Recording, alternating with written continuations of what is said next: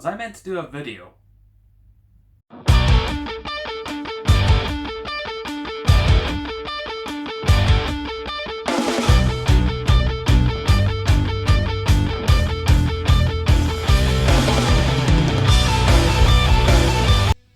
Hey people, welcome to Memory Card, and today I'm just 2 seconds, I've got this to do. Yeah. I am doing not the Kingdom Hearts 3, I'm sorry, that's quite a bit in progress, but I will be dealing with a game that I've been playing for over 200 plus, going on 300 days. I've been playing it. I think I'm in 300 days, but that's to be debatable. But today we're going to be talking about a mobile game. Dragonball Dokkan. Now this is one of my favorite games ever. Dragonball Dokkan Batle, should I say. Now Dragon Ball is by far one of my favorite things to watch and play, and I've loved Dragon Ball since I was a kid. Now, yes, that's true. I've generally been really happy with what I've got out of Dragon Ball. I got a really great Dragon Ball series, which four sagas to enjoy. Then they gave us GT, not so great, and then they gave us Super, and oh dear love, yes. I've recently seen the Broly movie, which with all my friends was absolutely amazing. I would love to go see that again. Thankfully, when it comes out on DVD, there's about like 70 odd minutes of additional features which weren't in the cinema, which is just going to be a great night overall. But there's one thing I love about Dragon Ball. That is Dokkan. There are a few anime games that can get my attention on the mobile these days, especially how there's hundreds of them and a few famous ones from animes that have their own unique take on how to play and get their players to grind and earn bigger and better characters. For me, this is a game where I've sunk a lot of time and money into, not just as a Dragon Ball fan, but as a player who is entranced by the gameplay and how it handles its form of progression, with its in-game rewards and even its events that are constantly being added in. It's no big surprise that there's a big following for this game, as it not only is down to the possibility of the namesake of Dragon Ball, but for the thriving player base that is entertained by certain games like this. Honestly, if I had to say, it was because my friends were playing this game, and my love of the Dragon Ball series was the biggest selling point for me, and today I'm going to be looking into the game and showing off what it is all about. The game is broken into two halves. First half is the quest mode, where the player takes part in the story mode, as the player will progress through 27 areas. Each area is broken down into many different levels, between 3 to 10 normally. Each level has 3 difficulties: normal, hard, Z hard, eventually changing to hard, Z hard, and super. Each attempt at a level costs stamina. This is a way for the game to control the player's progress. Once it runs out, it will take some time for it to recover. But the player is given a choice where they can also spend a Dragon Stone to fully charge up so they can continue their quest. That's really a player choice whether they want to take their time or speed through it and have nothing to spend. But this is really typical of these type of games where you'll see this. Once in the level, it's laid out like a board game, where the player must progress to the end goal, whilst landing on certain spaces to power up, obtain training items or awakening medals. There are even certain spaces that will cause you damage to your team's health. The way the player progresses on the board is by 3 randomly generated numbers between 1 and 6, after which the choice of the 3 allows the player to plan out their movement and the foresight of how to avoid certain obstacles or obtain the said items. When the player eventually lands on an enemy, they are taken to the battle screen. These are turn-based, using the player's team, with 3 members out of the team at a time, until the turn is over, and then it rotates between the next 3. The way to attack an enemy is using the color orbs on screen to charge a character's ki to raise it to a super attack by collecting enough of those color orbs relating to the character's current color type. The best thing about super attack is the many different attacks that are in the game. They look flashy, and when you're able to get one off, it feels amazing to see it dealing damage to that enemy.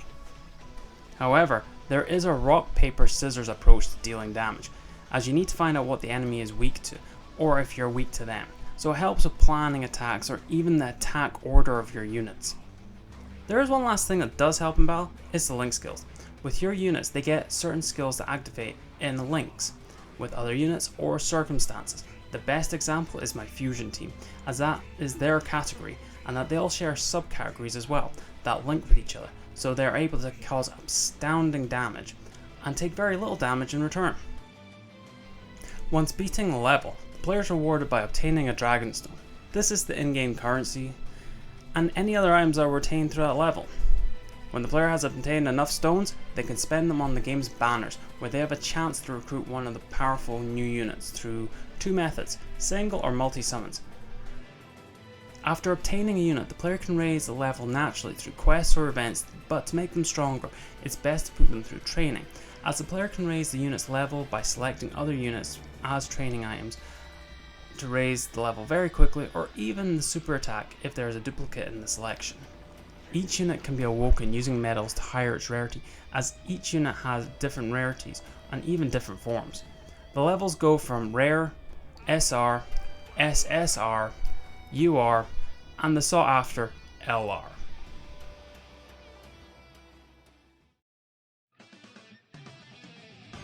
A lot of these units need certain medals. These can be obtained through the events, but some of these medals will be limited, so there won't be a lot needed for the certain units.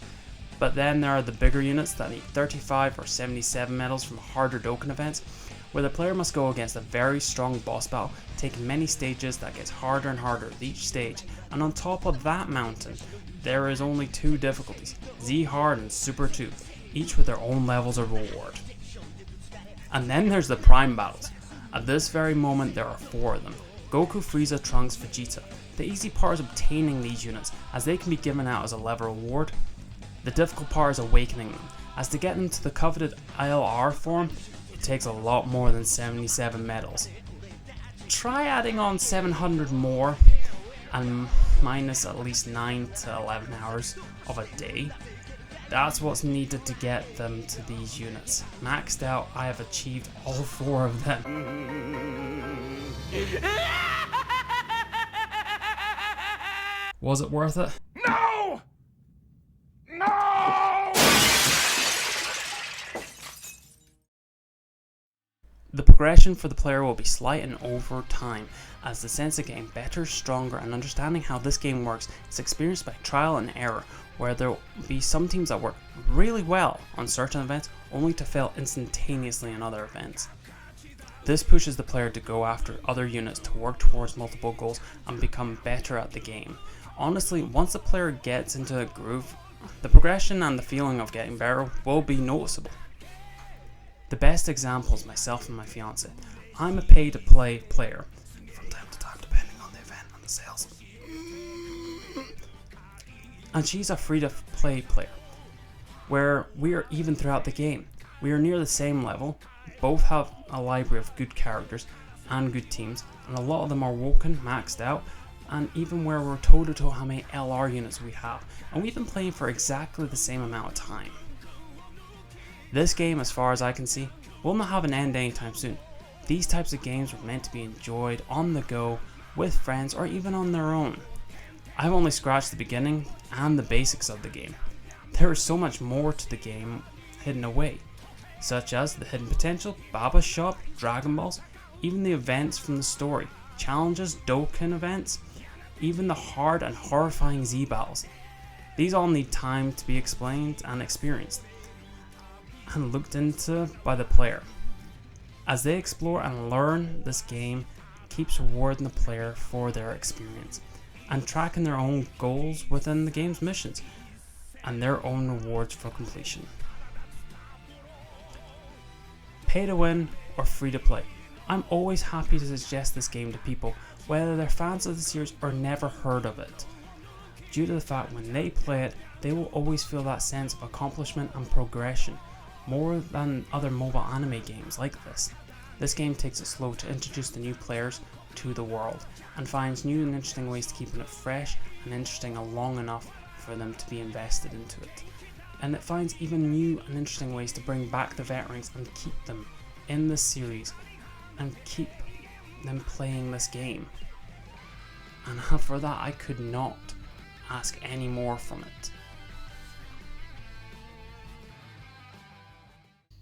Overall, this game, it's a game on your mobile. It's portable, it's Dragon Ball.